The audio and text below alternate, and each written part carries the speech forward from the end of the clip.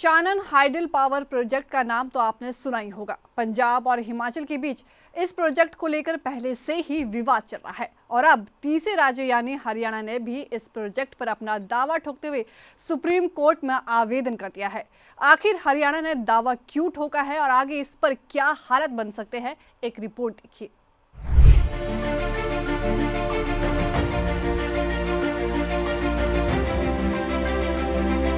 ब्यास नदी की सहायक ऊहल नदी पर बने 110 megawatt Shanan hydel power project को लेकर हिमाचल प्रदेश और पंजाब के बीच चल रही कानूनी लड़ाई ने अब एक नया मोड़ ले लिया है। दरअसल हरियाणा सरकार ने भी इस मामले में पक्ष बनने के लिए सुप्रीम कोर्ट में आवेदन दायर कर दिया है। हिमाचल प्रदेश और पंजाब सरकार दोनों ही इस परियोजना पर पहले ही अपना दावा कर चुके हैं, जिसके बाद हिमाचल प्रदेश ने शानन परियोजना में हिस्सेदारी का दावा करने के हरियाणा सरकार के कदम का विरोध करने का फैसला किया है। हिमाचल सरकार का कहना है कि ये पंजाब और हिमाचल प्रदेश के बीच एक मुख्य मुद्दा है।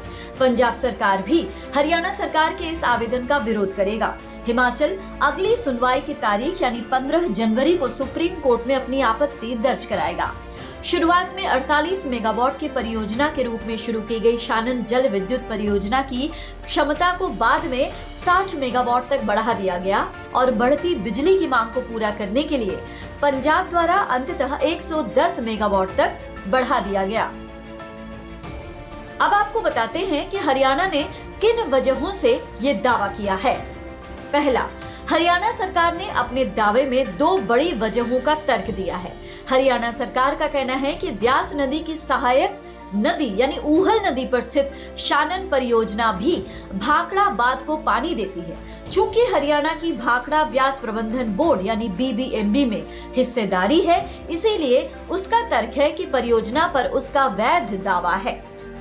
दूसरा, हरियाणा के सुप्रीम कोर्ट में किए गए अपने आवेदन में पंजाब पुनर्गठन अधिनियम 1966 का भी हवाला दिया गया है, जिसमें अविभाजित पंजाब राज्य के हिस्से के रूप में उसके ऐतिहासिक संबंध पर जोर दिया गया है।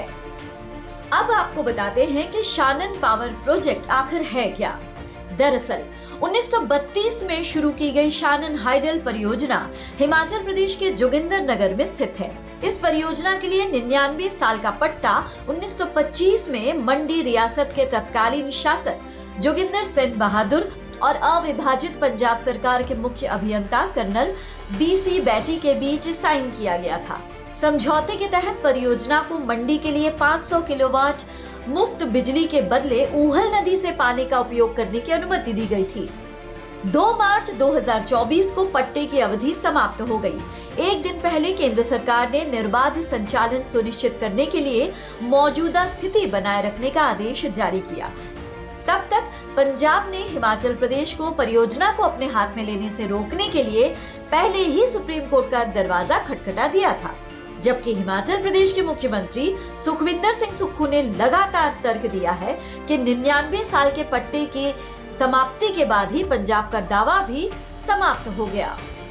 20 सितंबर को हिमाचल प्रदेश ने पंजाब के दीवानी मुकदमे को खारिज करने की मांग करते हुए सुप्रीम कोर्ट में याचिका दायर की। राज्य ने ये तर्क दिया कि सिविल प्रक्रिया संहिता 1908 के आदेश 7 नियम 11 के तहत कानूनी प्रावधानों का हवाला देते हुए पहले उसके मामले की सुनवाई होनी चाहिए।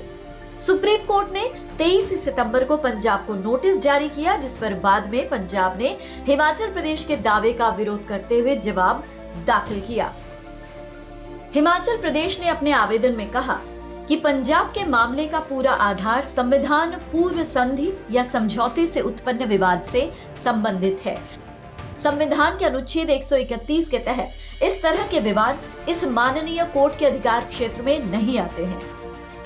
ब्रिटिश सरकार और मंडी के राजा के बीच 1925 का समझौता विवाद का आधार है। इसमें आगे कहा गया, मंडी कभी भी पंजाब का हिस्सा नहीं था। ये 1948 में स्वतंत्र भारत में विलीन हो गया और 1951 में पार्ट सी राज्य बन गया। हिमाचल प्रदेश को बाद में 1956 में केंद्र शासित प्रदेश और 1971 में पूर्ण राज्य घोषित किया गया। पंजाब पुनर्गठन अधिनियम 1966 के तहत पंजाब के पास कार्रवाई का कोई कारण नहीं है। इस पर पंजाब ने अपने सिविल मुकदमे में तर्क दिया। पंजाब सरकार हिमाचल प्रदेश सरकार को शानन पावर हाउस परियोजना के वैध कब्जे और कामकाज में बाधा डालने से रोकने के लिए एक स्थायी निषेधाज्ञा चाहती है।